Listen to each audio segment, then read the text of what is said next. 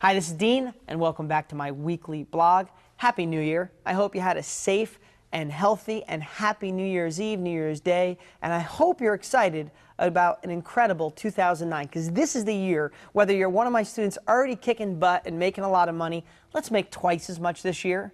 If you're a new student and just wondering if this is for you, let me tell you, 2009 is your year. This is going to be the greatest time in history to prosper and profit from real estate. Prices are going to be at an all-time low, and you have strategies from me and all the other students at Dean G and the Dean Graziosi family sharing techniques to profit in today's down market. Whether you have a lot of money, no money, good credit, bad credit, it doesn't matter. Pick the right strategy and make 2009 the most successful, financially successful year of your entire life. And we're going to be here to help you every step of the way.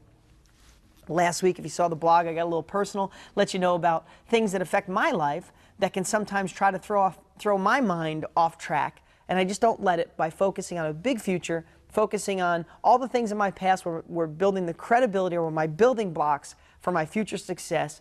I focus on what I'm grateful for, and it always puts me in the greatest mood ever. So here's what I want to talk about today, setting goals for 2009.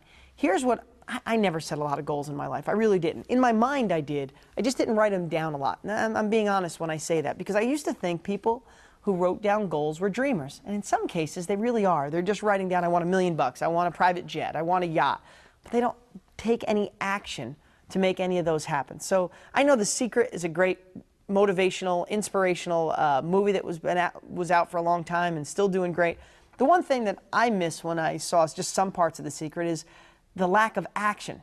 You know, put the right mindset, focusing on a bigger future, focus on what you want is the beginning, is the start of making a better life. But without action, I think it goes down a dead-end road. So here's what I want to do about your goal list. Real simple. Last week, I asked you to write down just a whole bunch of goals you had. And if you didn't watch last week, then don't worry. Just take the time and write down all the goals you have in your life. Then I want you to do something. After you look at all of them, I really want you to pick the top 3. This is just a little exercise. You can do it with all of them later. But pick the top 3 goals. And then I want you to attach 2 things to them. I'm going to make this quick because I want you to get to this. The 2 things that I truly believe have helped me forever, helped so many people that I've shared this with out to actually make those goals become a reality is to do 2 things. Attach the reason behind the goal. You see, if you write down that you want $1 million, you don't want $1 million simply to have a big pile of green paper. You don't want it just so you can flaunt it or show your in-laws or your friends. You want that. There's a reason behind it. And you want it because maybe you want to give your family security. You want to stop the stress and worry about the bills. Maybe you and your spouse want to finally get back to a loving relationship, not just sitting down and when you get a free moment, you talk about how you're going to pay for your kids' college or pay for the bills. So there's a reason why you want that goal. So what I'm saying is pick those top 3 and find the reason behind each one of those.